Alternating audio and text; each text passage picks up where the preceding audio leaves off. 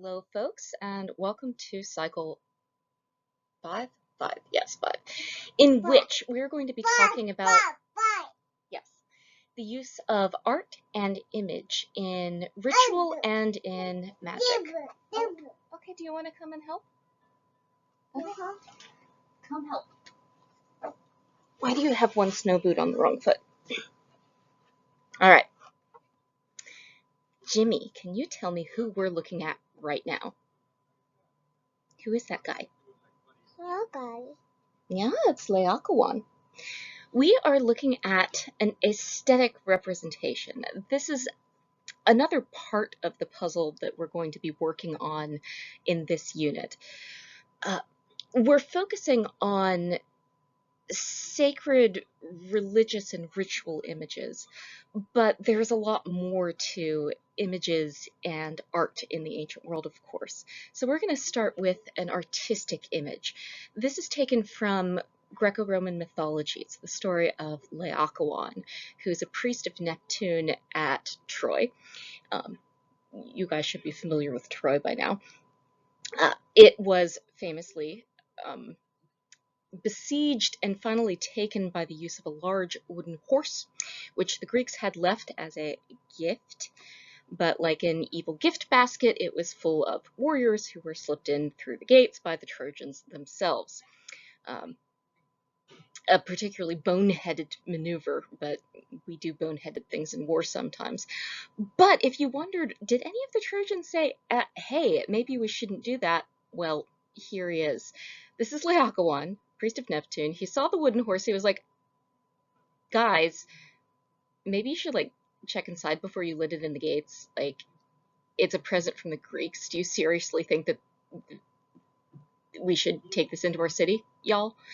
And worried because they were, she was rather helping the Greeks, Athena / Minerva sends these two giant snakes down onto the beach to attack Laocoon while he's sacrificing. He's sacrificing to Neptune, you see, therefore he's on the beach.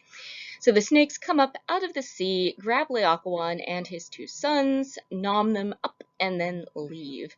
This is taken as a sign that Laocoon was wrong, and bringing the horse inside the city was exactly what they should do. They brought the horse inside the city, and they all died and or were enslaved. It was an upsetting moment. So there are a couple of lessons we can take from this. First, if somebody gives you a giant wooden horse, don't let it inside your house. Surprisingly needed advice for, I'll put that video on the playlist and you can treat yourself later. So why does the statue exist then? Well, you have to be really good at carving marble to be able to get these snakes and people into this configuration. The statue was originally part of a statuary collection owned by the Emperor Tiberius. He had this in his sketchy grotto. I don't recommend going to Tiberius's grotto should you ever time travel. Apparently creepy things happened there. Or maybe he just liked really good art, which this is an example of. Where was I going with this? Gosh. Right.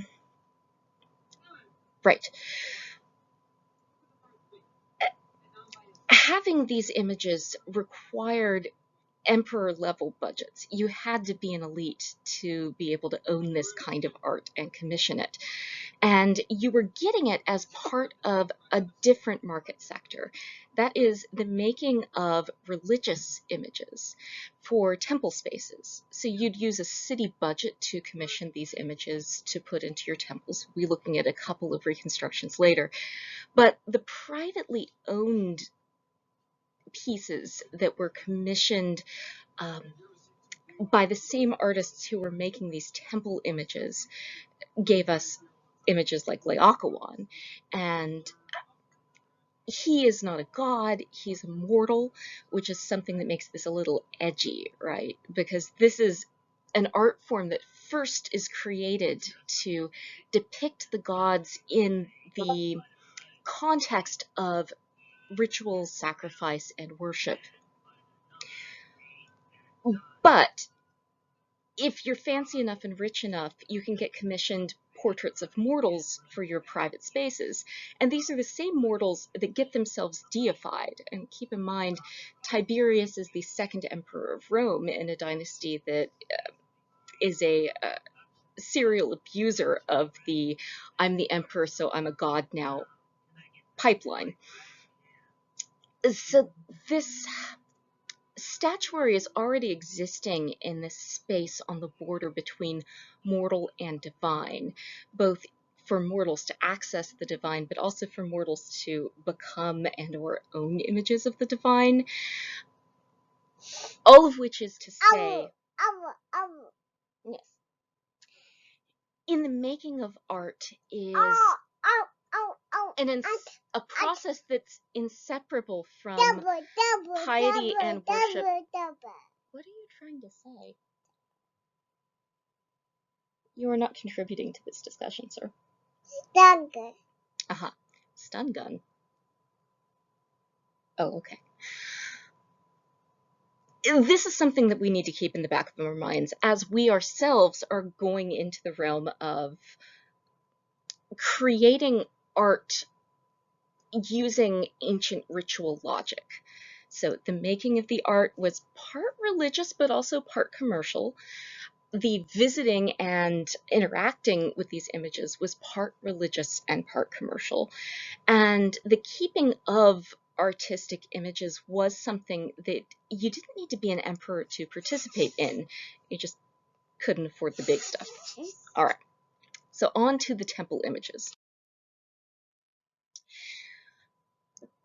Cult statues we've talked about a little bit when we were talking about the Temple of Artemis at Brauron and the cult statue there. These are images of gods in the temples that are the physical manifestation of the god who uses the temple as a residence. So the logic behind making temples and using them as sites for worship was that the god in some respect lives there. However, the place where you worshipped the god, unless you were a priest on a certain day of the year, wasn't the inside of the temple, it was the outside of the temple. The inside of the temple was the god's house, and you go to offer sacrifices to the god not in the god's house, but on the god's front lawn. A little bit like a barbecue, in fact, a lot like a barbecue. You would eat the ceremonial sacrificed meat in a feast, celebrating the god as part of the festivities. And then you would share that meal with the god, because some of the sacrificial animal's parts were burnt as an offering to the god. So it's a very literal front yard barbecue. The priests go into the temple via the front porch area. And in the innermost recesses of the temple, you have the image of the god themselves. Down. Okay, but you want it up. Up. Yes, I know, but Daddy isn't here to wrangle you, so stay here for a minute. So this would happen at annual or sometimes a couple times a year festivals. And these would often attract people from out of town too. In some cases, if you were wealthy enough, you could go on a circuit to the various festivals of various gods in various different city-states. So it's a tourist attraction as well. And as part of the festivities, you would often treat the statue of the god as if it were the body of the god itself. So the statue becomes a site to interact with the god as a physical being. So you would clean the statue, not you as a person attending the festival. This is something that the priests would do, or priestesses. It really depends on the cult. So you would cleanse it, you would provide the statue with new clothing. For instance, at the Parthenon, the temple that we have pictured here, at the Acropolis, the highest point of the city of Athens, it would be clothed in a ceremonial garment that was woven by 12 hand-picked young citizen women women who hadn't married yet. So these would be parthenoi, sacrificing to the Parthenos, who lives in the Parthenon. And they'd make this special clothing for Athena to wear. And then they would put oil into the skin of the statue, more about that in a minute, offer prayer and sacrifice to the statue, then close the doors and leave that statue alone in peace for the rest of the ritual year. Okay. Okay, but play with your truck. Your truck. Yes, your truck. This is a relief sculpture showing some of that procedure. So here you can see the front porch of the temple with the doors closed. Depending on the cult, the doors would be either closed or opened during the proceedings. In this second image, you can see a close-up on the door in the back. So that is the door to the place where the temple's statue, the cult statue, lives. In the front, you can see a priest, so this guy who's got his upper body exposed, and he's wearing a wreath on his head, as is the fellow here playing the pipes. On the side, this is likely the person who's sponsoring the sacrifice. This may be a government official who's present as a witness. He might be doing some of the praying. These fellows here, though, are stripped down a little bit because they're about to ritually kill the bull, who himself is wearing, let's see here, these garlands. So flour and wool ceremonial garments are on the bull, who is being ritually dedicated to the god themselves. Here are some representations of what cult statues may have looked like. You may recall the Artemis at Browrung cult statue was very small, made out of bronze, looking pretty ratty and distressed. But it's one of the few cult statues that actually survive, because, as I mentioned earlier, these were systematically disassembled and in some cases ritually destroyed as part of the conversion of polytheistic temples into sites of Christian worship, as was the case in the Mediterranean as the empire transitioned from polytheism to Christianity. The reason why these statues had to be removed was, of course, one major theological difference between Christianity and polytheism. Christianity believes that one of the main rules of the deity is that we don't make graven images, that is, cult statues to the deity of Christianity, and also his forerunner, the god of Judaism. You don't make an image of this deity. It's a faceless-ish, somewhat non-anthropomorphic, depending on who you think Jesus is and what your brand of Christianity teaches about that. There is, within Christianity, a lot of disagreement over where we draw the line between making images of God. Is it okay to make an image of Jesus, even? For early Christians, this was an open question, but the one thing they agreed on is that making an image of the God of Christianity, putting it in a church and worshiping it in the way that polytheists did, was inappropriate and a violation of the Ten Commandments of Jewish law that Christians still considered authoritative and binding.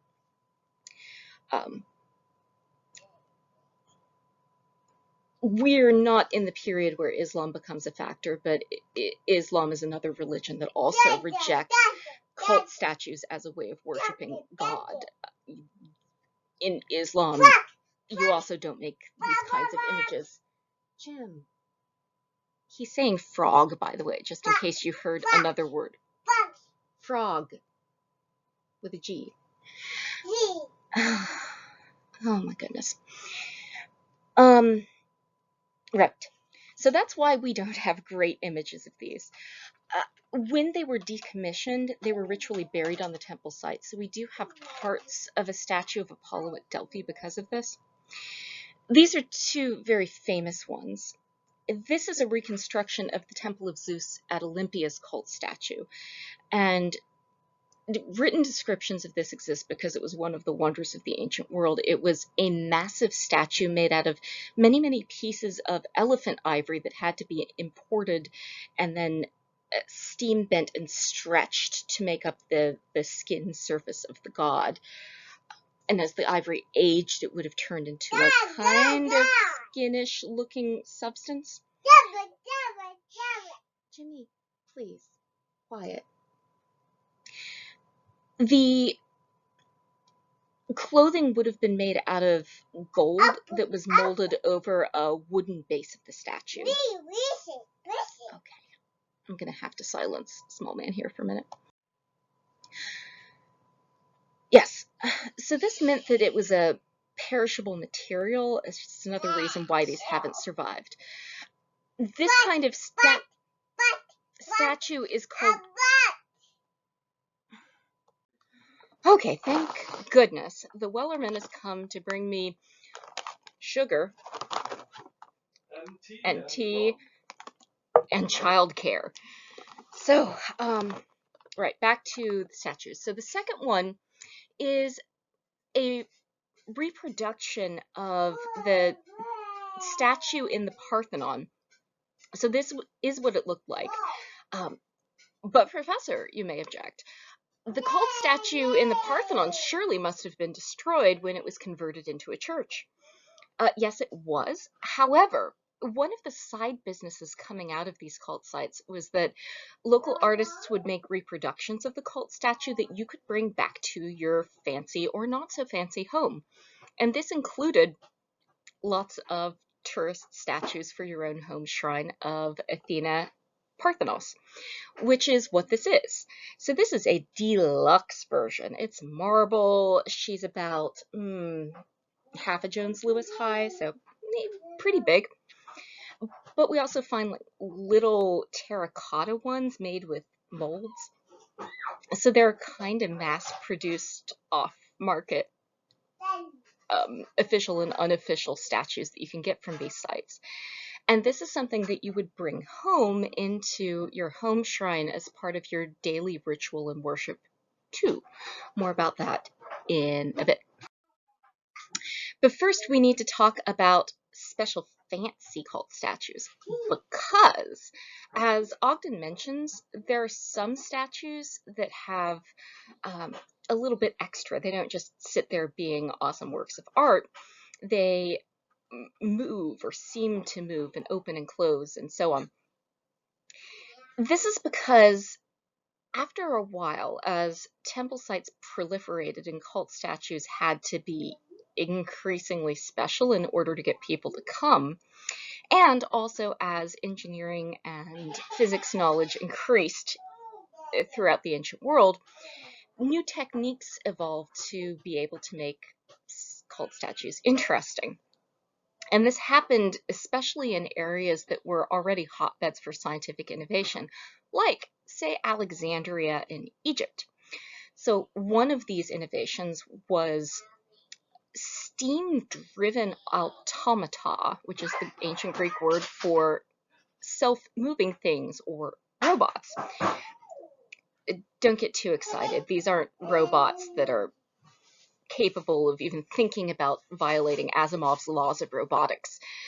These are a little bit more like clockwork things that live in cuckoo clocks. Only instead of clockwork, it's steam.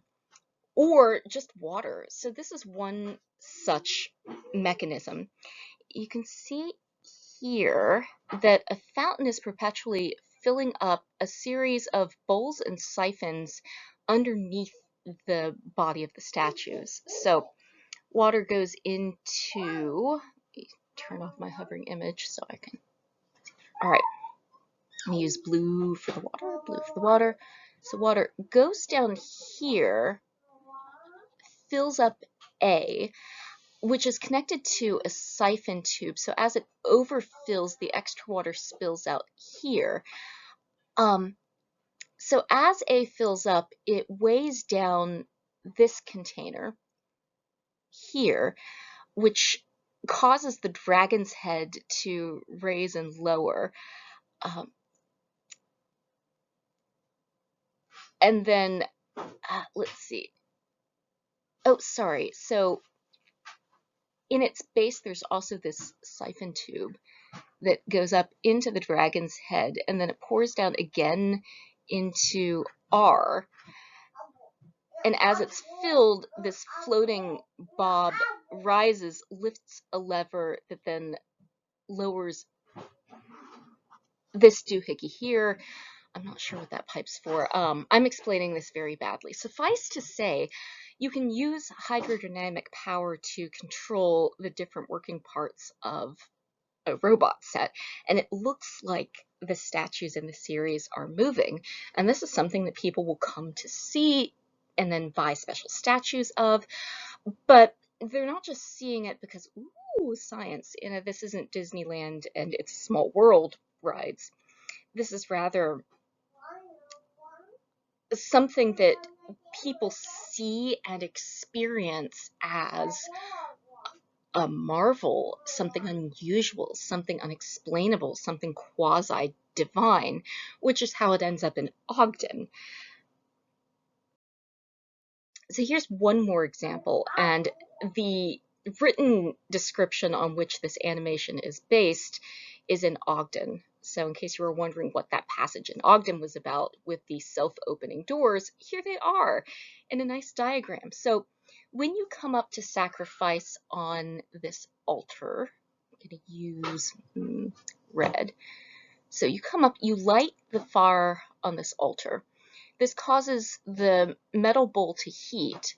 This heats the air inside this air-filled tube, putting pressure on the spherical container of water, thus driving water into the siphon, which fills up the bucket, which then operates these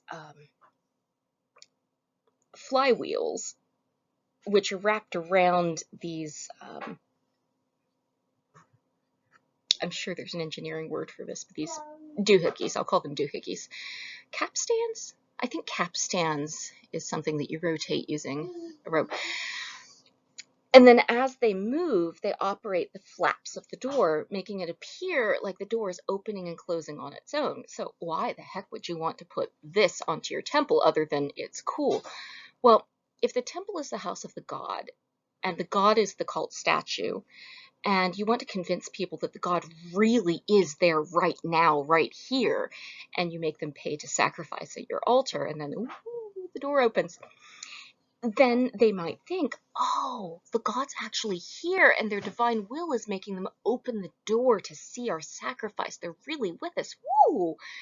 And if you are invested in debunking that kind of thing, and there are various reasons you would do that. Either you're from a religious tradition in the Mediterranean who rejects the worship of cult statues and graven images for various reasons.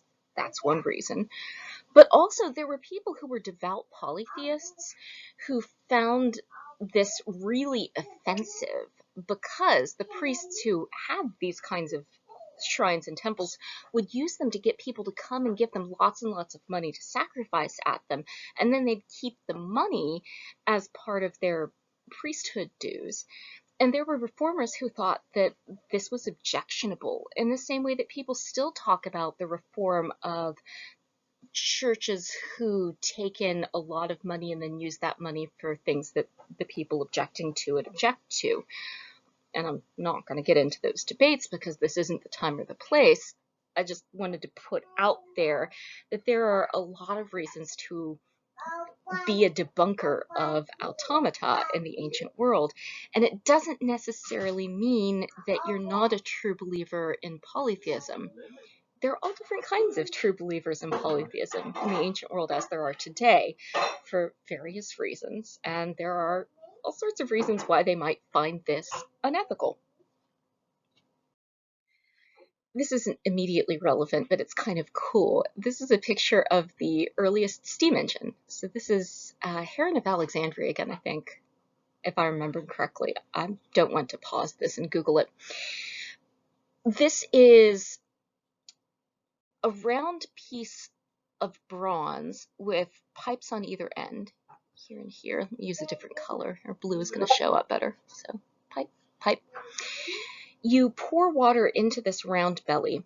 You heat up this parabolic drum, and this heats the bottom. Actually, not the bottom. This will heat the bronze evenly. And then you've got it mounted to an axle here so it can spin.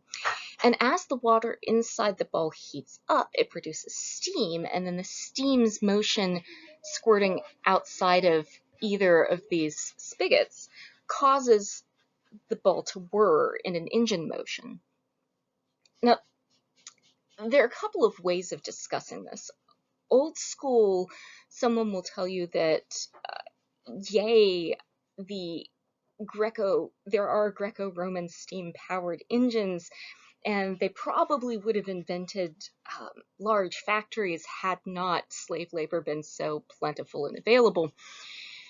And that's an appropriate argument to a point, but it also ignores widespread evidence that, yeah, water, not so much steam power, but water-powered machinery and factory-ish spaces did exist in the Roman Empire, frequently staffed by enslaved labor. And you need look no farther than to the impact of the Industrial Revolution on enslaved labor in the Americas, and in Britain as well, too, to see the holes in this argument. Slavery doesn't stop you from inventing industrialization. Slavery enables you to have a very unethically financed bottom line to your operation. Likely steam innovation just needed a little bit more troubleshooting, and it was fussy and fiddly and kind of dangerous, and you could do most of this using water power and plain old cold, less likely to explode, hydrodynamics, and oh god, engineer spouse wants to say something. Hold on. Yes? Are we paused or am I live? You are live. Excellent. Mostly it has to do with metallurgy. Oh, the gosh. Romans weren't advanced enough in their bronze casting and making to make vessels able to sustain the higher pressures necessary for what we know now as industrial steam engines. However, with enough time, they would have been able to. However, at the time, they still had early iron making, and they still had early bronze working. They still had too many impurities. And then the 3rd century happened. The 3rd century, for those of you who aren't familiar, was okay, imagine if 2020 lasted for a century. Got that in your... That's the 3rd century. It was really bad, except in North Africa. It was kind of okay in North Africa. Carthage was a happening place. Okay. So this brings us to the arguments of a scholar named J.Z. Smith, who argues, and I think that this is a really useful and interesting way of thinking about the upshot of all of this for people who aren't wealthy temple owners in the ancient world. What is going on with small figurines and even smaller amulets? So he argues that one way to look at magic, especially in its Mediterranean context, is magic is religion in miniature. So religion is big. It includes big groups of worshipers. It happens in large community settings, whereas magic tends to happen with fewer, even individual peoples at one time, on an individual person's budget and scale, with prayers meant for individual applications. And I don't think that this is bulletproof by any means, because there's a lot of slippage on the scale, right? If you ask somebody who, say, prays the rosary, if they're participating in magic because they're doing a small, affordable ritual in private, and it's small, and there's just a tiny crucifix on the rosary, they're going to say, no, I'm praying. But then that's part of the wobbliness of these words. And it's an irreducible wobbliness in a lot of ways. What I like about this is that it gives you a way to look at the objects that come out of ritual and prayer in the ancient Mediterranean, and to understand, especially from like an emotionalist and also phenomenological standpoint, what it feels like, what is going through your mind and your body as you're interacting with these objects in order to address your spiritual needs, and why the objects show up where they are, why they look like what they look like, and why we have the objects that we have. Another interesting phenomenon here is that the kinds of gods that we see in miniature used in ritual are not necessarily the gods that get the big temples. In fact, you could be excused for coming from a class about Greco-Roman mythology straight into this week of class, and you'll notice that very few of the gods we're going to mention probably showed up in your myth courses. And in the miniaturization argument, one way we might choose to see this is that small gods, and here I'm borrowing from Terry Pratchett a little bit here too, that the small gods are prayed to for different reasons than the big gods. And this doesn't mean that they're mutually exclusive or there's not some spillover. Rather, some gods take big requests and some gods take little requests, which is good as far as it goes. What we're looking at here is a lararium. So a lararium is a miniature temple that you keep in your house, and this is the site of your daily prayer if you're a Greco-Roman polytheist in the ancient world, and many Greco-Roman polytheists still keep this kind of shrine. In fact, it's not just the polytheists. A lot of Roman Catholics and Orthodox Christians also keep a kind of shrine in their house as part of their prayer interactions. So the shape of this, you'll notice this one is in Pompeii. It's in a really fancy house. So this is a very upscale lararium. Lararium, by the way, means the Lars house. So the Lar is a traditional Roman god of the household and the place on which the house stands. So it's a little bit like an animistic god who lived on that land before you put your house on it. But you cultivate that god and you get to have a relationship with that god as you live on that land too, and share meals with the god and space with the god and a house with the god. That god becomes your family's god, and then this relationship develops over the years. And these gods never get a specific name. It's just the Lar of the place, because the Lar and the place are inseparable. They are in and of the same thing, and giving it a name almost misses the point, which I find really interesting, and a lot of scholars of Roman religion do too. Side note about Roman religion, it seems that the mythology that Romans are using by the time they're writing about their experience of the gods is syncretized from Greek structures. So this is part of why when you take Greco-Roman mythology, you're taking them both together and you learn the Roman names and the Greek names for the gods. What we think happened is that in Rome, there was a local religious system that was a little bit more animistic. So this is a system that's like Shinto, perhaps. Also, a lot of Native American traditions work like this, where you have spirits in living things in the ground and the place, and you develop relationships with them, and you don't necessarily name them or depict them. They're just there, and you cozy up to them. But as time went on and they came in contact with Greek speakers, they began to syncretize local deities to fit into Greek ideas about what the gods were. And this is how you end up with a Roman name for a Greek god and vice versa, and how you get this mashup kind of situation in Rome where you're both worshiping the Lar, but you're also worshiping Hera or Hermes. And it doesn't stop at Greek gods either. More about that in a bit. So private ritual, again, pulling on Smith's idea of miniaturization here, looks a lot like what happens at temples, only much, much smaller. So the offerings to the Lar are smaller, perhaps small dishes of the food that your family's eating. The temple space is smaller. It's got columns. There's a porch. This particular one has a picture that includes the mountain of Vesuvius and the god of wine, and then this snake. So there's chthonic imagery here too. And then you would place small figurines here that would include images of a lar. So this is what the lar looked like.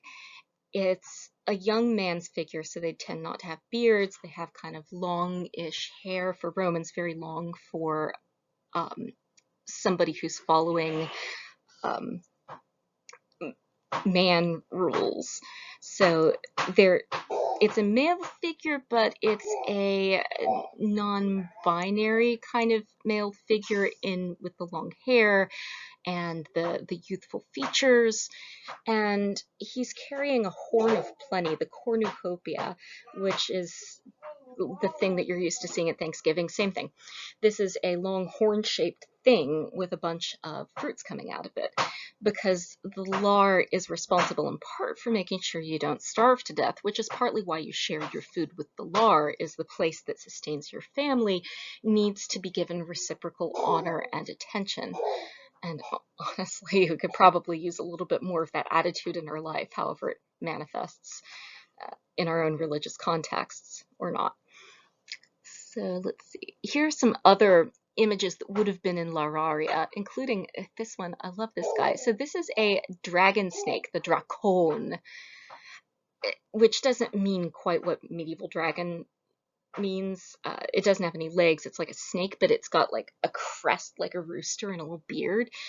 There are no snakes in the Mediterranean that look like this, but it was felt to be a real animal, just something that lived right on the edge of the Roman world, mostly India and Ethiopia. Oh, why the heck not?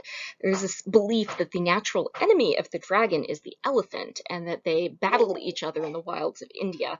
The dragon snake is big enough to like wrap around the elephant and squeeze it to death, but then the elephant is so big that when the dragon finally succeeds in killing the elephant falls over and squishes the dragon, and that's how that ends. You see, it's a futile effort. So don't let your large snakes near your elephants, I guess, is the moral to this story. See, most of these figurines are bronze, but that's because bronze survives really well. We find a whole lot more terracotta figurines. These are often buried with people too, so some of these figures may have permanent residence over the years in your lararium, but some of them may go with you when you die. If you don't have a fancy house, if you're renting an apartment like I am, then you would build your lararium as a little like shelf, or almost like a little dollhouse for your god, and every time you moved, you'd move your lararium with it. And there, the lar seems to still function for your family even when your family doesn't own your land and doesn't own the living space, which is cool. Like, everybody gets to have a lar, and the lar's loyalty can transfer to the family, and that's sweet. They're also, one of the big founding myths of Rome is that one of their founding figures, this dude named Aeneas, escaping the Trojan War, see also horse incident, takes with him, in addition to his family, his household gods, his lares, and he transfers them from Troy to Rome, thus bringing the land of Troy to Rome. But because Aeneas is there and Aeneas is from Troy, the lar goes with him. So lares are tied to places and yet kind of not. There's this interesting slippage there that, at least I find it interesting. So these are figurines that you would turn to in need, in thanks, in celebration. They're in the right front part of your house with your family, watching you do your stuff. So they're a part of your world. You can add to them, you can subtract to them. You can have different figurines tied to a different family member. If you're not getting along with one particular god, you can like focus more on another one. And this is part of the physical end of how religious devotion and piety works in Greco-Roman polytheism. But again, not just polytheism too. The figure of the statue provides you a way to reach your god, to touch your god, to contact the god, but not necessarily just gods that are anthropomorphic. The dragon snake, for instance, is a stand-in for the chthonic deities of the underworld, but also the forces of nature. Sometimes you have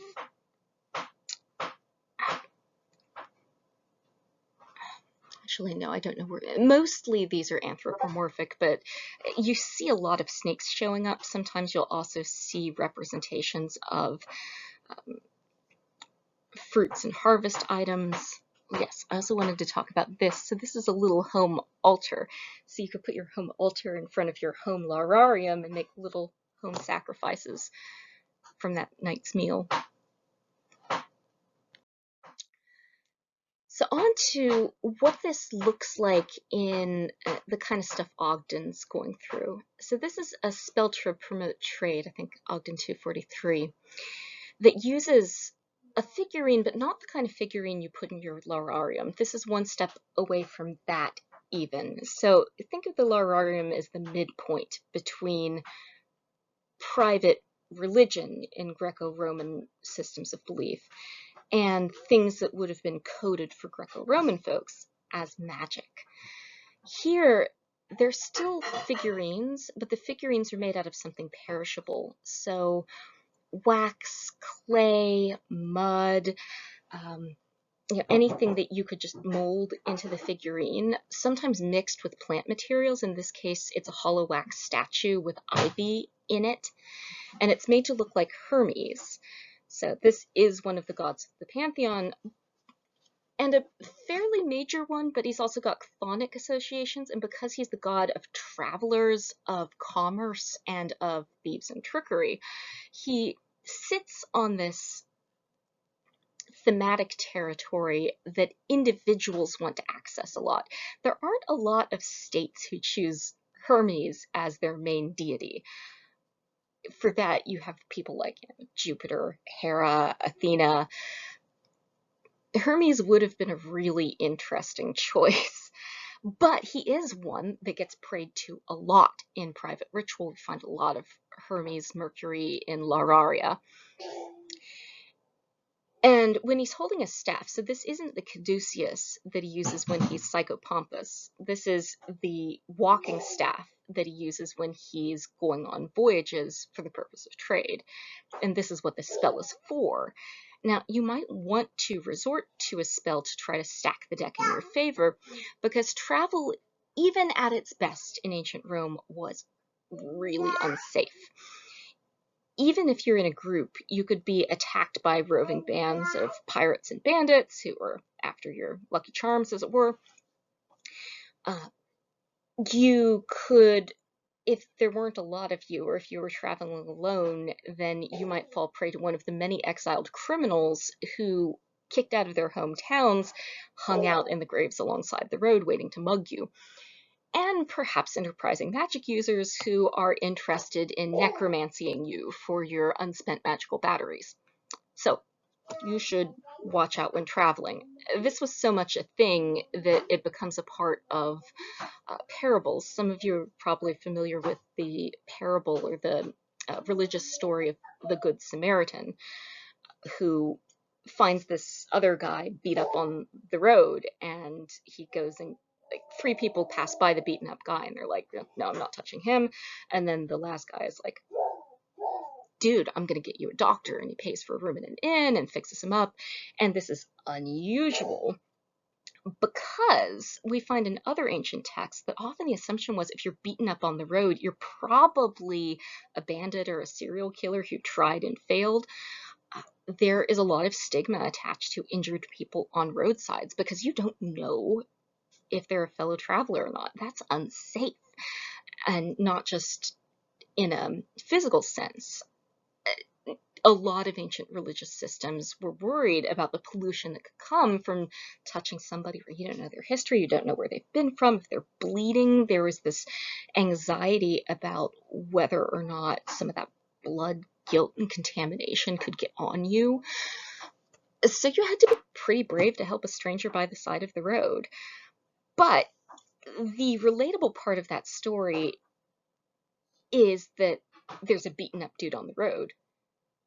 If he's alone, absolutely he got beaten up. So a lot of people would have been like, oh my gosh, that idiot, why was he alone on the road? The only person who has a business to be alone on a road must be a mugger. And that, unfortunately, is not unusual logic even today when we think about how we treat, say, homeless people. Just putting that out there. Right. So that's why you would pray to Hermes if you're going into trade, and why you might go for something a little bit more heavy-hitting than a conventional prayer, because you're doing something super risky by putting valuable stuff on an ancient roadway. Some of this is going to look familiar from other things we've done. So there's writing involved on a hidden piece of paper, a lot like the lamellae that we use in divination. And within this text, we have Woke's Machikai, and we're also enclosing and then depositing the text, which is a little bit like an offering. We're just not making it at a shrine anymore. We're making it in something more private than a shrine. We're placing it in a wall with a garland and a sacrifice and a libation. So we're doing sacrifice behaviors, but a lararium is too mainstream for this kind of activity. We need something smaller and something even less public. And that's going to be like, I don't think this one is an at night one, but a lot of these are at night in a wall. So again, leaning on Smith here for this, a lot of what's happening here is a tinier, more private version of what happens in prayer. And you see this in the language ancient people used to talk about what this is. A lot of people wouldn't say, oh, that's a spell. They'd say, oh, this is a prayer. And a lot of modern people call their prayer spell, or rather, a lot of modern people call spells prayers and prayers spells. There's a lot of slippage. Like, what is the difference between a prayer and a spell anyway? You ask 10 people and you'll probably get 10 answers to that question. And that's an interesting one that I'd like us to sit with a little bit as we move into the amulet-y part of this thing. So a couple of general observations about the kinds of spells we see. Ogden's given you a really good sampling. I'm just going to throw these in here. They're usually perishable, as I said, and a lot of them have what we call syncretism. So syncretism is how ancient people dealt with the easy observation that different people have different names for gods and different stories about the gods. How did you deal with that in the multicultural environment of the ancient Mediterranean? Well, there was a generalized belief that the gods are the same everywhere. So it's not that the gods are different in different beings in Egypt. Rather, the gods have different names and different faces that they show to different groups of people, and not even like different language groups or ethnic groups or cultural groups, even different groups from the same ethnic identification marker. So, for instance, Greeks see a different face of Artemis in Ephesus than they do at Brauron, or again at Sparta. So this wasn't seen to be a contradiction. This was seen to be part of how belief works. So when you ran into a new group of people, the first thing that Mediterranean folks would do would be they'd try to identify the gods they've already met by asking, okay, so who's your sky god? Is he in charge of weather, lightning? Oh, okay, that's Zeus. Awesome. And then they'll call that god Zeus, even though like there's no way that, say, pre-Roman Gauls called their god Zeus. No. It's a translation convention, but it's not just translation with language, it's also translation with visual language.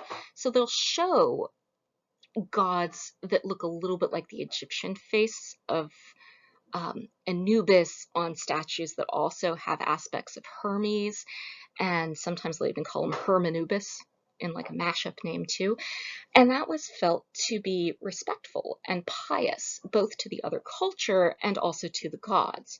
So Greco-Roman polytheists would have been really confused by the notion of people getting offended that you're mixing Zeus up with, say, Osiris. They'd be like, well, yeah, they probably are the same god, but what's your point? But this is also why Romans felt super threatened by religious traditions that weren't willing to take on aspects of their gods. They thought it was rude. So, for instance, when the Roman Emperor Gaius, that's Caligula, for those of you who aren't familiar, he was something. One of the many questionable things he tried to do was to build a statue of Zeus with his face on it and then put it up in the temple to the god of Judaism in Jerusalem. And for those of you who are familiar with Judaism, you may know, hopefully, that Judaism is an aniconic religion. You, A, don't build graven images of that particular deity, and B, you don't put them in the temple in Jerusalem, the only temple, and C, you don't make them look like Zeus, you don't call them Zeus, you don't put the emperor's face on them, a mortal human being, and what are we on now? D, you also don't sacrifice the ritual sacrifice to Zeus, to that god, which is a pig. That went poorly. And the fallout from that eventually ends up leading to the Jewish revolt of the 60s CE, which didn't end very well for Jerusalem, unfortunately. But part of why that revolt happened was that Romans just had a hard time wrapping their mind around the concept of, what, you don't want our God in your temple? What's wrong with you? That was a polite gesture, what? At any rate, you also get a lot of animal figurines interspersed with this, again, because of syncretism. Egyptian deities were very unusual to most other deities in the Mediterranean in that they were theriomorphic. That is, they had an animal appearance and a human appearance, and like a mixed animal-human appearance. And because there's this conflation of Egypt with ancient equals fancy equals specially magically exotic, then you see a lot more callbacks to Egyptian ways of depicting the gods in these kinds of ritual magic coded contexts. So the reasons why you might use these figurines. Some of it is similar to the logic of the panhedros, right? You're asking that figurine to become an assistant to you personally in the thing that you're asking for. It's a part of prophetic ritual, more specifically, so it gets used in divination a little bit. A lot of it is for prosperity, so to bring wealth and good luck and less death into your house and your family or your personal situation. And it also serves as a physical way that you can touch the face of the divine, very literally. It creates a connection. So one last thing I want to say about this. I haven't talked a lot about votive sculptures. We're going to look at one in the amulet section. One of the ways that you would pray for things in the ancient world would be to make a sculpture of that thing and give it to the god. And this is most easily seen in health prayers, specifically health prayers to Asclepius, but you see it at other shrines too. So if, say, you had a uterus issue or a nose issue or a head issue, you'd make a model of that body part, and then you would give it to the god as part of your offering. And it was meant to be both a reminder to the god that, hey, this is Dr. Jones Lewis's head, please help. But you're also doing it as a way of perhaps externalizing your bodily experience and handing it over to the god. Instead of just using words to hand over something to the god, you're handing over a prayer made with your hands out of the earth itself into the hands of the god. And that makes sense to me as a human being. I can see how that would be an effective way to go about a prayer ritual. So I'm not going to ask you to make any of these votives, but you are welcome to, if you want to, as an extra, if you have extra Play-Doh and you want to try your hand at it a little bit. But what I'm going to be having you guys do, and this is a little preparation for what 4A,